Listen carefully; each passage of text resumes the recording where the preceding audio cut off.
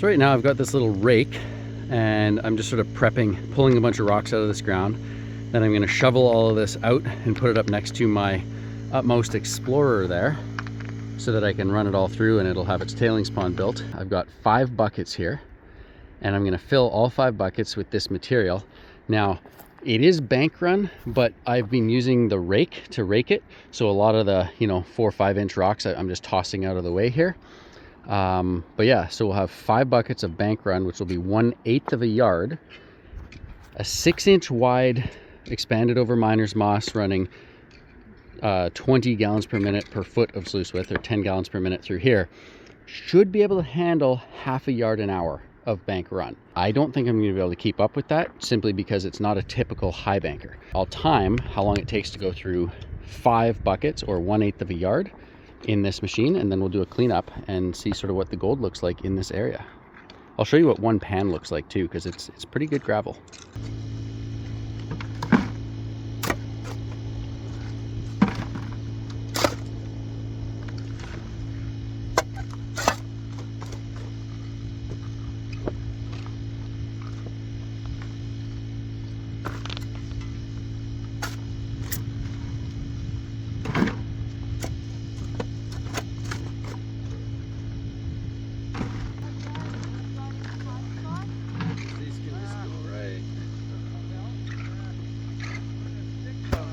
I've got my 5 buckets.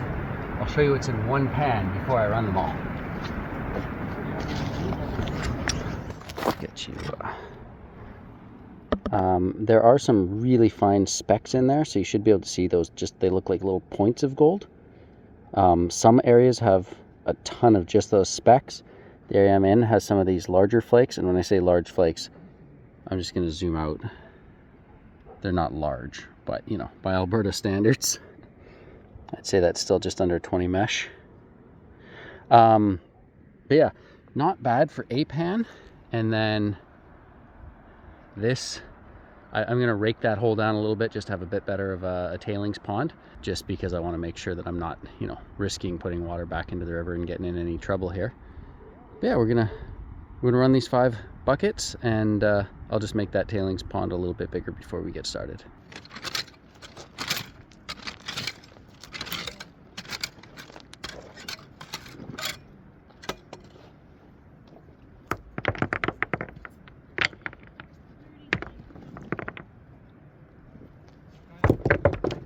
Okay, so I got a few more buckets sitting over here just to make my tailings pile a bit bigger, and then as it fills with blonde sands, I can use that to sort of stack around the edge. Yeah, 5 buckets. I'll run them at a pretty good pace, and we'll see what kind of gold we get out of this and how long it takes to run. That WX15 is just idling. You can barely hear it. The WX10 running behind me is where all that noise is coming from. I just did a test here.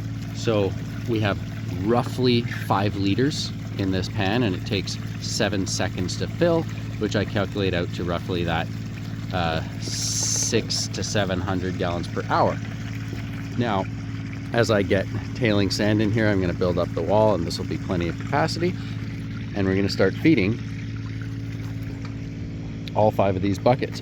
Now, normally I would just shovel directly into the box, probably put 1/3 of a shovel in at a time, but I just want to do a capacity test here, so that's where I have these buckets. So I'll probably shovel out of the buckets and then sort of dump the bucket in when it's down to the bottom. And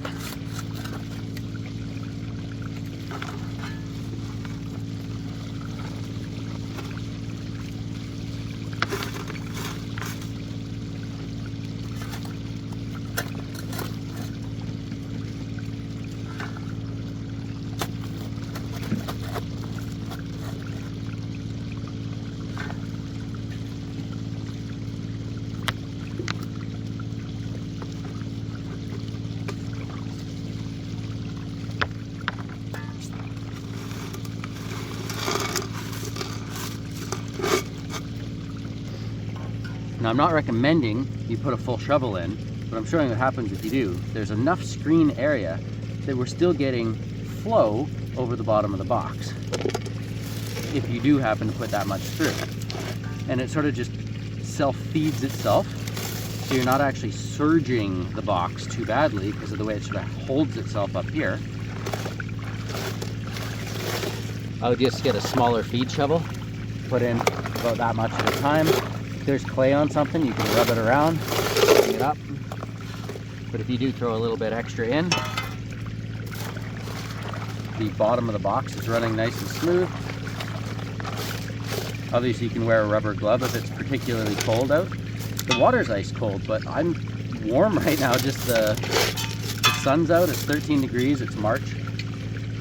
And these grills, they're holding on to stuff quite nicely. So I imagine if you did have a nugget, it would sort of stay down there once you scrub it in. I don't know if it's designed for this, but it's a really sturdy unit, so if you wanted to, you could set a bucket in. Really scrub everything out. Just, oh, I guess I wasted some on the ground there. That was a bit too much.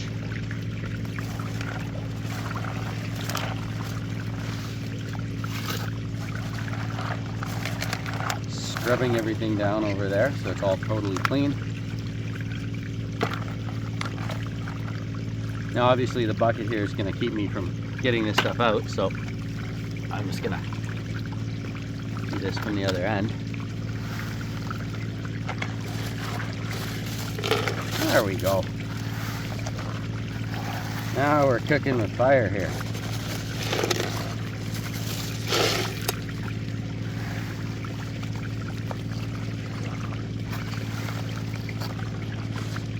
Nice muddy sand.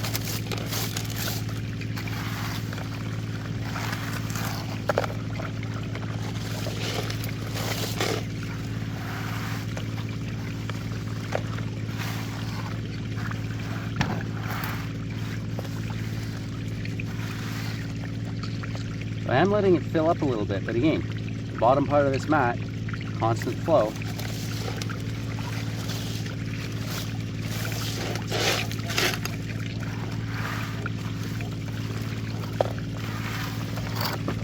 And this is bank run, right?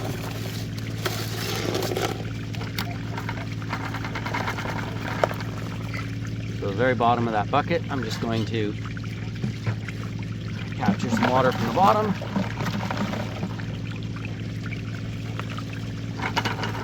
There you go, the first bucket. Move the camera around a little bit, but let's have a look. It claims 7 minutes and 45 seconds since I started the video. So probably about 6 minutes to feed one bucket, which would be what, roughly 10 buckets an hour, or a quarter yard an hour. That's amazing.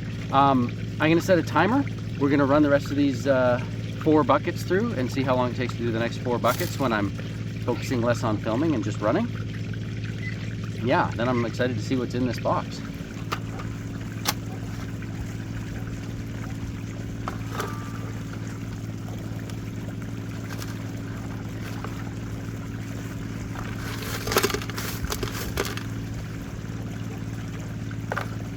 This is probably a more appropriately sized shovel for this type of box.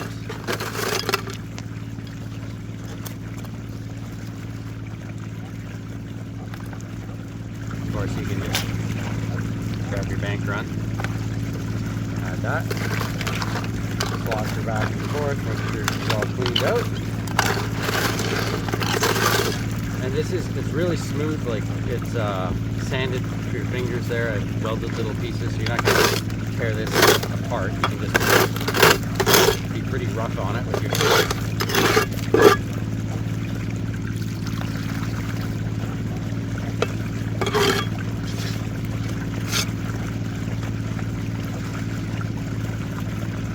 There's a little speck there. Gold's just sticking in this. Like this water flow set up sort of like the Pop and Sun sluice is running great. Because I can, I'm gonna, there you go. See how much quieter my pump is. Totally empty pan. I'm just gonna run a few scoops through, see what's in here, and then I'm actually gonna hand my tailings.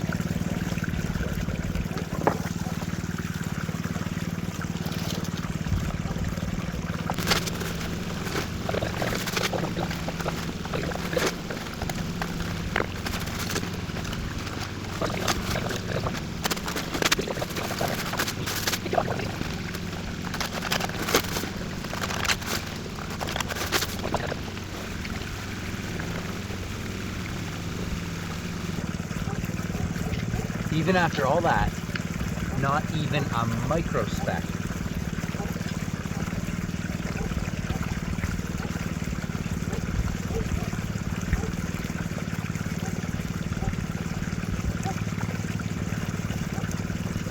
Solid. You just have to tighten these very loosely to get it to do anything, but you know.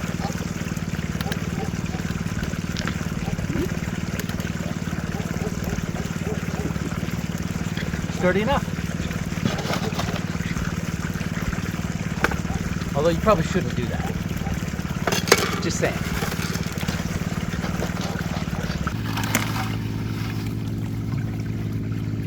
One more bucket down. I'll do another tailings test when I'm done the final bucket. Not finding anything in your tailings doesn't seem realistic. It wouldn't be a believable test if I actually found nothing in my tailings. That being said, when we ran this same box with 5 grams of seeded Alberta flower gold in the cleanup test, it did quite well. So if we're only dealing with like 0.1 or maybe 0.2 of a gram, probably 0.1 of a gram, not seeing gold in your tailings is actually sort of realistic, especially with it running this sort of 600 to 700 gallon per hour in a 6-inch box. She's dialed. It just looks phenomenal. Oh no, I've put a giant rock in my sluice box. I wonder if it will break in half. Nope. Seems fine.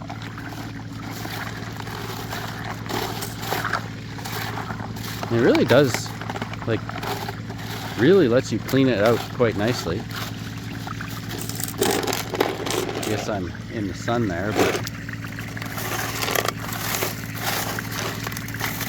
kind of neat.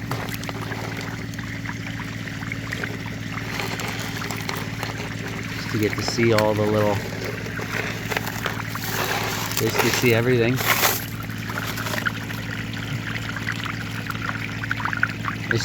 It's running beautifully. Down here at the bottom of the box, you can see all that ripple action happening. Just perfect.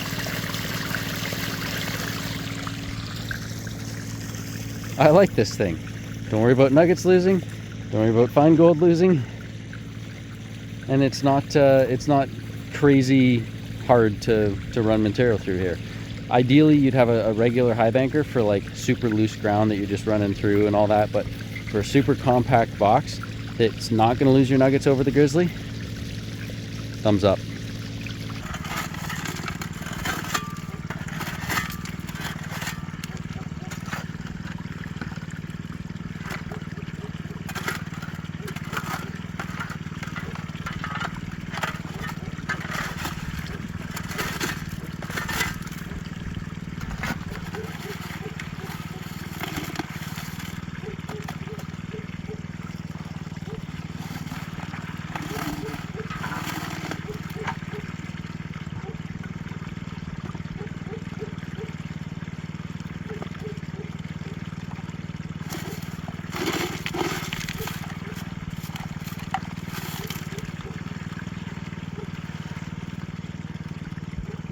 I would personally, prefer a smaller shovel to go along with this, just size-wise, but a full-size shovel is really good to dig with.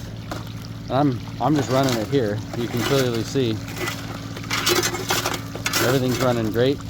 Setting this thing up, just 2 legs, tripod design. You can get your slope and your level all done with just 2 leg adjustments instead of 4. Kind of a gimmick, but it has turned out to be hugely useful. I'd like to see if I could do a bigger high banker like that, but that's where I think you get into the stiffness issues. So we'll probably just keep the tripod design for this smaller one. Trying to do this with one hand here. But yeah, you just chill out if you're not in a rush to get everything done. You know that you're going to capture your gold in here, and we'll get a view of everything once it's shut down here, and I'll pan the tailings. I hope I find something in the tailings, because otherwise it'll look like I'm kind of faking this test.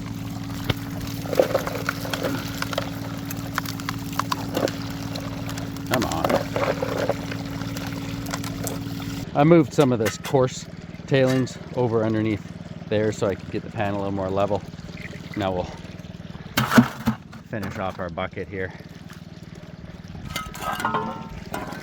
Even if you're not, you know, strict about clearing this out, it's you know, able to fill up with a fair bit of stuff. Clean everything up.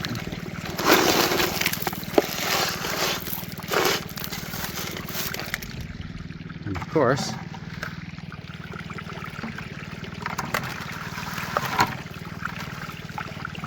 there's the last of the bucket. Apparently has holes in it. Okay. So,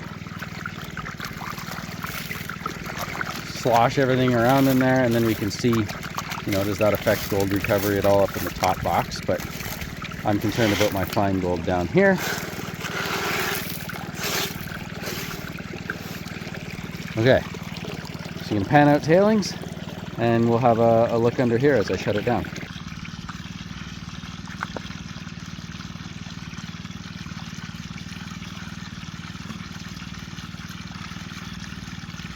Plenty of black sands in here. Make sure the sun's gonna feed the pan okay.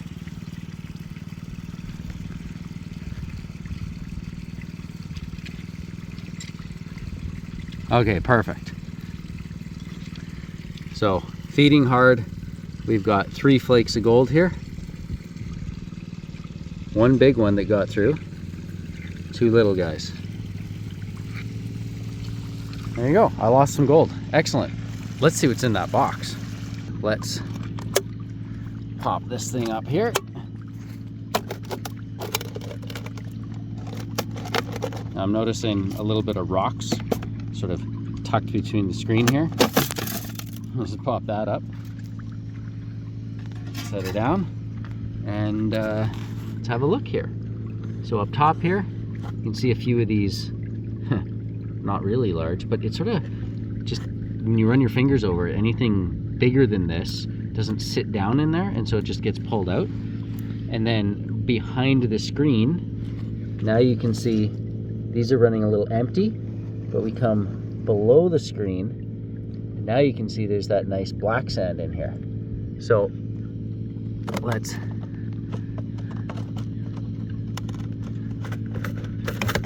just jiggle this. You don't want to yank on this and like try to bend it up. So I'm just jiggling it around, and it's kind of tucked in under the front there. So you just pull it out. Let's get this out of here. I was thinking of, like, you know, welding sides on this and everything to sturdy it up, but you know, that's a lot of little welds there. And so just having this sit in there, it seemed like it was running quite beautifully. So we'll set that down. And now let's have a little look. Down at the bottom, miner's moss can be deceiving. Like it'll really bury gold deep down inside of it. So there is a piece of gold right here, you know, pretty close to the bottom of the box. But remember, this is a short, you know, supposed to be compact and everything. And basically what I'm going to do is I'm going to clean this out directly into this gold pan. I'm going to put this on a tripod so I can use 2 hands, but because you're dealing with a 32-inch mat that's 6 inches wide, you can just put it straight into your gold pan. You don't even have to bring a bucket. Just roll right out.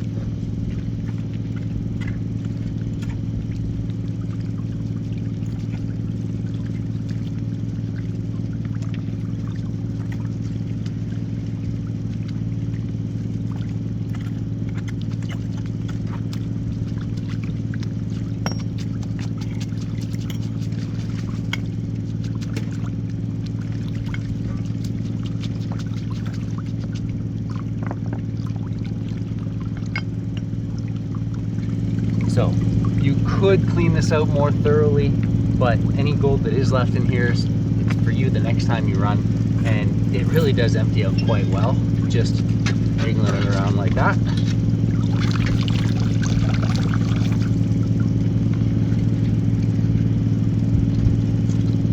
And there's just a little bit of sand down the corners here.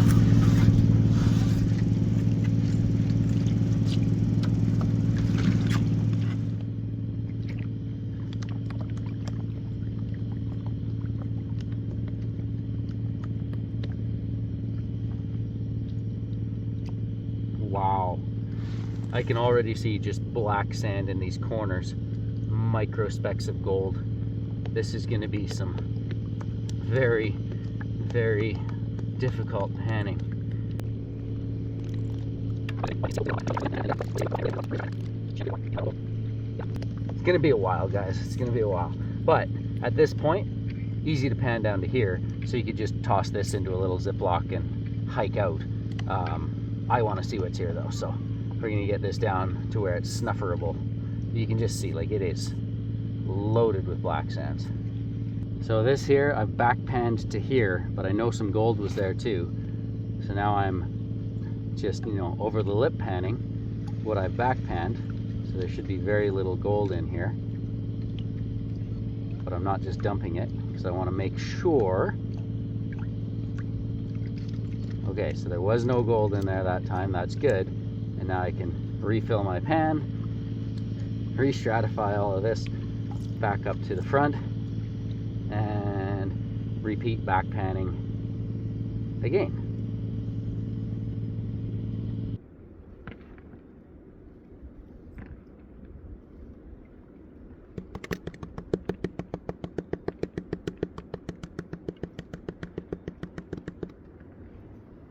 That in the sun for you. That is not a bad streak.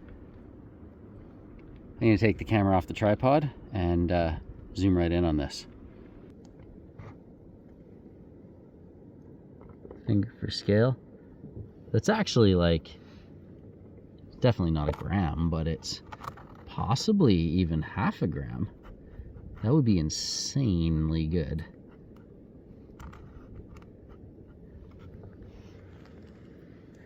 But hey, even if it's a quarter gram, seems to take between 6 and 9 minutes per bucket, depending on how enthusiastic you are. Maybe even budget 10 minutes a bucket, right? But considering this is Fraser River gold, bank run, everything mixed in, you didn't have to pre-classify or anything, and you're getting like let me just let me get this in the sun. There's these pieces that you can see. I'm going to put the focus enhancer on my camera here. Okay, so I got focus enhancer on. I just want to show you, there's all of these pieces. Looks really good up close. But look up there. Look at the powder that you're finding as well. If that's showing up okay. See if I can get some sun on that for you. Oh, unreal. Just loaded, and that's just 5 buckets.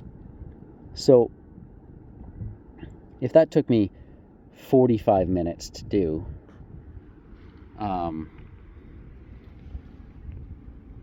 bank run, no pre-classifying, all in a unit that can easily run. You saw how little water that thing uses. 1100 gallon per hour bilge pump at full bore seems to put out pretty much exactly what this thing needs, somewhere between 600 and 700 gallons per hour. Hike it in anywhere, and don't worry about losing your nuggets if there are any. Is it the race horse that you can just feed as fast as you possibly can, go out with your buddies and just hammer through yards of material? That's a different sluice.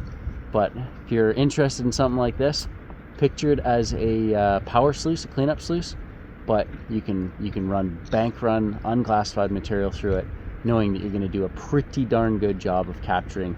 I'm on the Fraser River Everybody knows the Fraser River gold is flat, flaky. There's the super fine powder. There's larger flakes that tend to tumble down certain types of mats. Very pleased with the results. These are available on utmostoutdoors.com. Maybe it's the right sluice for you, but maybe it's not. So you do what you want with your money, but I'm making these available if this solves your problems. I guess we're back to feeding the big sluice now, so time to get back to work, and we'll catch you in the next one. Just 4 quick things I want to touch on before I post this video tomorrow. It's about a month after I actually did that run out in the field, and there's just a few things I've been thinking about since. But first, how much actual gold did we get? Let's have a look. We're gonna see a quarter gram would be really good though.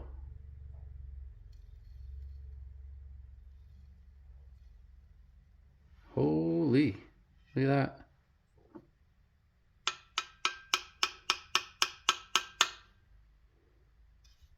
that. Okay, 0.38. Scale sort of bounces up and down a little bit, but that right there is 0.38 grams. And that was from 5 buckets, which with filming took me about 45 minutes. So pretty rich spot. This is right around 3 grams of gold per yard, which means that I did 5 5-gallon buckets. So in 15 5-gallon buckets, you have well over a gram. Not too bad. That, like, and again, this was 45 minutes. So yeah, you're making some money at the end of the day. That's not too shabby. Not too shabby at all. Okay, that's the amount of gold we got. And then 3 more things real quick. So the next thing I want to touch on here is when you're out in the field and you want to remove your miner's moss and expanded, there's rocks, sand, everything sort of builds up in here. And I didn't want to weld, you know, every single one of these a big aluminum piece on each side. I really like how this just sits in here. But if this is all caught up and you're yanking on it, it is aluminum. It's, you know, you can always bend it back into shape. But just a strategy I found that really works is when it's bound up, you actually grab the mat at the bottom here and you pinch the mat and the metal together. You can actually put the butt of your hand on the bottom of the sluice and you just give that a little tug. And then once you pull that initial inch out, then it all comes out nice and loose. So you just pull the mat and the metal, get it out, and then pulling this out, you don't have to worry about yanking it or bashing it or potentially, you know, damaging this, at which point you'd have to just bend it back straight.